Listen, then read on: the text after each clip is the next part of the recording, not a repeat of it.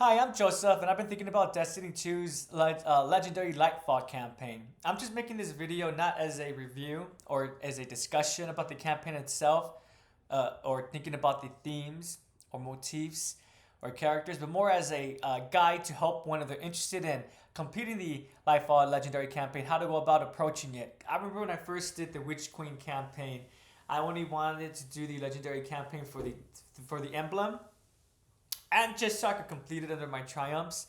And I'm not going to lie, there was a couple missions that were really challenging. And during that time, there was an aspect that I was not keeping in mind. And that aspect that I think is going to be really useful for both the Witch Queen Legendary campaign and also for Lightfall is your stats, or your armor stats more specifically, keeping in mind your resilience.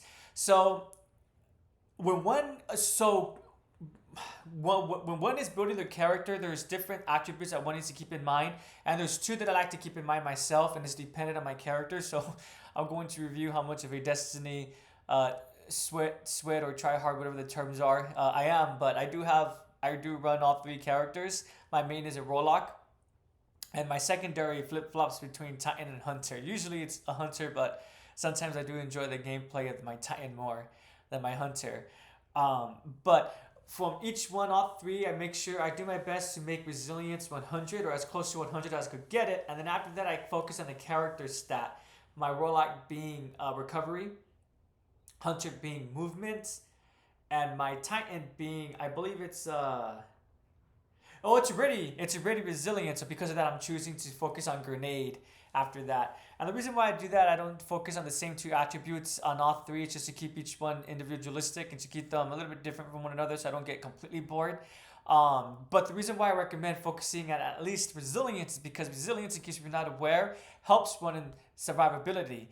So the more it helps one with taking more damage and more punishment from the enemies. And I have to say, my Titan and my Warlock, they both have 100 resilience, but my Hunter did not. My Hunter only had 80, and that wasn't really a big issue. Not until I played the second to last mission, Headlong, and specifically the last part, the boss portion. So minor spoilers, but the boss portion of that mission is you're in this circular room where this wall of energy is also going around slowly, and you're just fighting in this small arena, in this circular arena. And I kept noticing that there's not a lot of places to take cover because again you need to keep moving and there's enemies all around you, and then when you think you are safe, the enemies teleport and they're all around you again. Oh no! But I was having a lot of difficulty up to that point, and I finally got to the I don't like saying the same terms again. I'm gonna say to the point. I finally got to the point again. I finally got to the point where I made the conscious decision to go to my stats and change it, where I did my best to keep it. Excuse me, that was a hiccup. I did my best to keep it where mobility was higher because again that's my Hunter's primary stat. But I decided to change it and put my resilience to closer to 100. It went up to 98, and after that I stopped dying. So I definitely do see the difference when between 100 and 80, and that slight difference really does make a difference. And with that being said, I think that's a good segue. Well, actually, no. One might be wondering, well, for the legendary campaign, what do I do with my armor? It is high stat, but the light power is low. I need to be at least 1710, I believe, for the first mission. Or no, I think it's 1650 for the first mission, then 1710 for the last mission. My advice for that, so this is the way that I approach this, and I'm sure that other people have much more efficient ways. And I would argue if one is more confident in their gameplay skills, then that would probably be the best route. In other words, what I did, there's two options, I think, to either play Legendary right away or to play the classic campaign and then do legendary after that. The route that I chose to do was the latter rather than the former. And who knows, maybe in the future, maybe with the final shape, I'll do the legendary campaign first. But for right now, made the conscious decision to do the classic campaign on purpose. Why?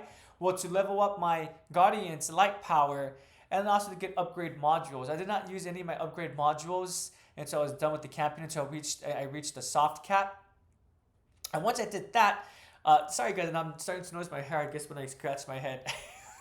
Excuse me. But once I did that, that's when I started using my upgrade modules. And when I did that, actually I didn't even need to do that because when I completed the classic campaign, my Guardian was light powered enough to do the first couple missions in legendary mode. But then after that, I didn't need to use my upgrade modules to increase my power. But I was able to I just kept my high stat armor. I locked it so I don't accidentally scrap it. What's the word? Dismantle it. Once I was done with the classic campaign, I re-equipped it, used the upgrade modules to increase the light, and then I went back into the legendary campaign, ready to go with my high build characters, right? My 100 stat warlock with 100 recovery, 100 resilience, 100 recovery, my titan 100 resilience, 100 grenade, and then my hunter with as close as I could get it to resilience 100, and then about 80 mobility. And so that's my approach to that. And then so then if you want to play with out characters, you're obviously not going to have high stat armor. But my second approach to that for my hunter, my titan, was to go ahead and use give them my high powered weapons, the highest that I currently have for my warlock, and that helped to push me over for the first couple of missions. And then again, once I got more armor, I went ahead and used upgrade modules to increase my light power. Just I have my notes. Okay, yeah, so that would be a good segue. So once one has upgraded their light power and they have their build, maybe not 100 resilience, they prefer 100 grenade, 100 recovery, 100 mobility, 100 grenade, whatever it may be, but you focus on a build. I do recommend resilience though, at the very least.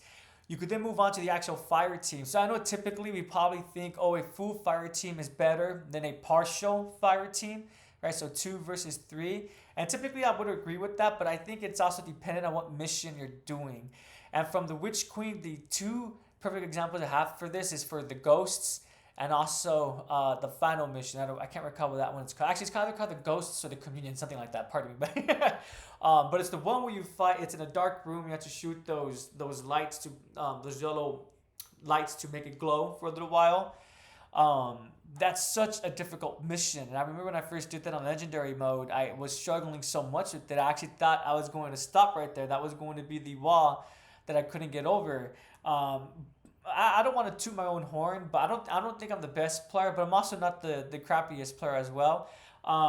Eventually it got to the point, I forgot how it happened, but our third fire team member, they just ended up taking off. And the last of us who remained, I think that third member kept dying a lot, and the other us, the ones who remained, myself and the other fire team, the other guardian, we kind of just looked at each other like, well, you know what, let's just give it a go, screw it. I think because we both noticed that he was dying a lot. And lo and behold, we actually ended up completing the mission. So what's the point of that story? Sometimes a full fire team is actually a hindrance rather than a benefit. If you're noticing that one of your members keeps constantly dying, I highly recommend. So I did play the legendary campaign with a buddy of mine, but sometimes only with one character. My other outs, I had to use LFG, or specifically the app. Don't be afraid to look for one other player and let the other player know we're going to try it 2-man. You gotta let them know in the chat, or just put on your mic really quickly and just explain it to them. And from my experience, when I've chosen to do that, it's been really beneficial. And so to be specific, back to Lightfall, the 2 specific missions I could think of is Headlong, and I forgot the other one. The other one is the where Kato saves you. She's like, you're always getting yourself into bad situations. It's going to be the end of you, but not this day. Something like that. I'm just paraphrasing. With that mission, I think it's the third mission. Those ones were quite difficult. But once we reduced it to 2 members instead of 3, it became a lot more manageable. But again, that's only really dependent on how you feel about yourself and your own personal skills, and obviously the other guardian that you're going to be playing with. So that's just a factor to keep in mind, because I've noticed that when I was doing the LFG, a lot of individuals wanted to do a full fire team. But once we kind of realized that we were both okay, because we were going through like 2 to 3 other third members, we're like, let's just try it with 2 people, and lo and behold, we were A-okay. So that's my tips and advice to complete Lightfall's legendary campaign.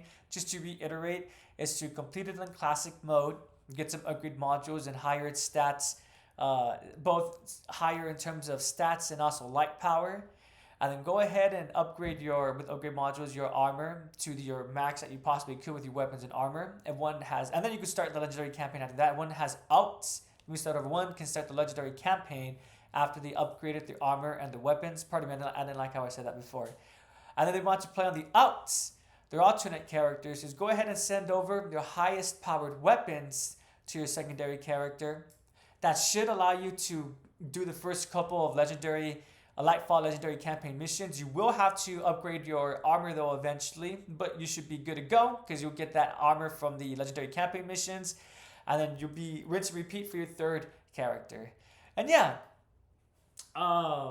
if you're planning on completing the Lightfall campaign on legendary mode, let me know how your experience was. For me, I did all three. I finished it.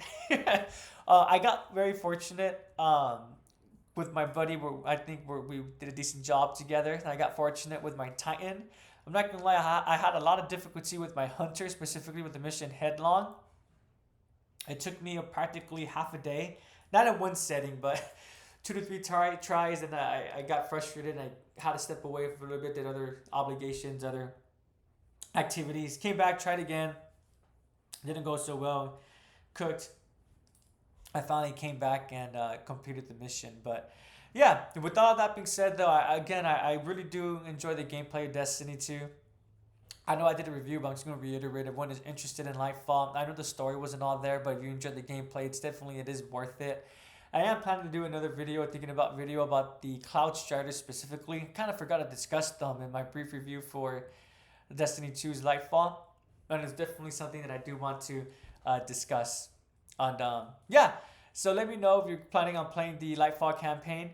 Let me know your experience, and if my video helped you, I'm really happy to hear that. Or if you use some similar tactics as I did, let me know. Or if you use what you believe is better tactics, let me know as well. Have a great day and take care out there, Guardians. We still don't know where the witness is at.